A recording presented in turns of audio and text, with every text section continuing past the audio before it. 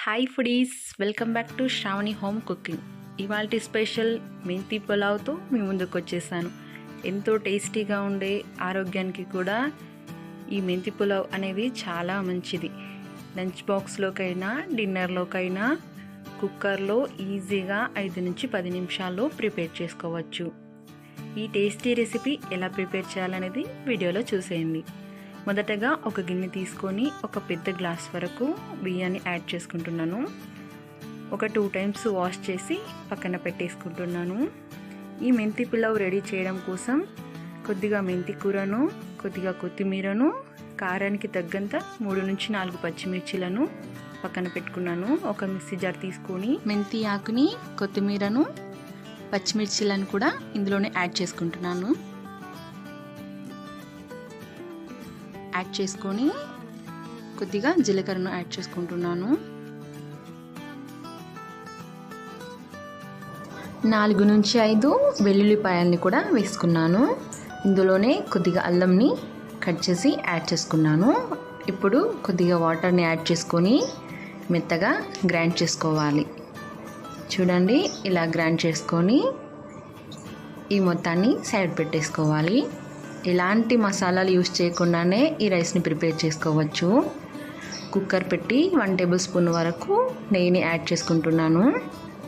అందులోనే కొద్దిగా ఆయిల్ని కూడా వేసుకోవాలి. ఇలా వేసుకొని హీట్ అయిన తర్వాత ఆయిల్, 1/2 టేబుల్ స్పూన్ ఆవాలు, 1/2 టేబుల్ స్పూన్ వరకు జీలకర్రని యాడ్ చేసుకొని కొన్ని కరివేపాకు రెబ్బల్ని కూడా వేసుకోవాలి. ఇప్పుడు ఒక ఉల్లిపాయని సన్నగా చిన్నగా కట్ చేసి వేసుకున్నాను. ఈ ఉల్లిపాయ మొత్తాన్ని సన్న మంటపైనే 1 నిమిషం వరకు ఫ్రై చేసుకోవాలి. 1 నిమిషం పాటు ఫ్రై చేసుకున్న తర్వాత గ్రైండ్ చేసి పెట్టుకున్న మెంతి ఆకు పేస్ట్ని మొత్తం ఇందులోనే యాడ్ చేసుకోవాలి. ఇలా యాడ్ చేసుకొని ఒకసారి మొత్తాన్ని కలిపేయాలి. ఒక 2 మినిట్స్ పాటు ఆయిల్లోనే ఫ్రై చేసుకోవాలి. పచ్చివాసన మొత్తం కాస్త పోయే వరకు ఒక 2 మినిట్స్ పాటు ఆయిల్లో ఫ్రై చేసుకోవాలి. రుచికి తగ్గంత సాల్ట్ని కూడా యాడ్ చేసుకోవాలి. సాల్ట్ని వేసుకున్న తర్వాత 1/2 టేబుల్ స్పూన్ వరకు పసుపును కూడా యాడ్ చేసుకోవాలి. ఎలాంటి మసాలాలు యూస్ చేయకుండా ఇలా సింపుల్గా ప్రిపేర్ చేసుకున్న రైసే ఎంతో టేస్టీగా అండ్ హెల్తీగా కూడా ఉంటుంది.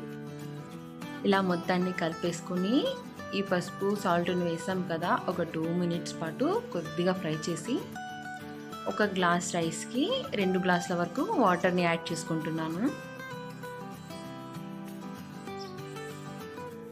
ఇలా 2 గ్లాసుల వాటర్ని యాడ్ చేసుకొని వాటర్ కాస్త మరగనివ్వాలి. ఇలా మరుగుతున్నప్పుడు ఒకసారి సాల్ట్ రుచిని మీరు చెక్ చేసుకోవచ్చు. వాష్ చేసి పెట్టుకున్న బియ్యం మొత్తాన్ని ఇందులోనే యాడ్ చేసుకొని మొత్తాన్ని కలిపేసుకోవాలి. ఇలా కలిపేసుకొని కుక్కర్ మూత పెట్టి 2 విజిల్స్ వరకు రానివ్వాలి. 2 విజిల్స్ వచ్చిన తర్వాత వెంటనే స్టవ్ ఆఫ్ చేసి కుక్కర్ మూత తీసి చూడండి, ఇలా ఎంతో పొడి పొడిగా, మెత్తగా, టేస్టీగా కూడా ఈ రైస్ ప్రిపేర్ అయిపోయింది. ఒకసారి మొత్తాన్ని కలిపేసుకొని ఈ రైస్కి ఎలాంటి కర్రీ కూడా అవసరం లేదు. కావాలనుకుంటే గ్రేవీ కర్రీతో ఈ రైస్ని టేస్టీగా తినొచ్చు. మీకు ఈ వీడియో నచ్చినట్లయితే లైక్ చేయండి, కామెంట్ చేయండి, సబ్స్క్రైబ్ చేసుకోవడం మర్చిపోకండి. ఇలాంటి హెల్తీ అండ్ టేస్టీ రెసిపీస్ కోసం మా ఛానల్ని ఫాలో అవుతూ ఉండండి. మీరు కూడా ఈ రెసిపీని ట్రై చేసి చూడండి.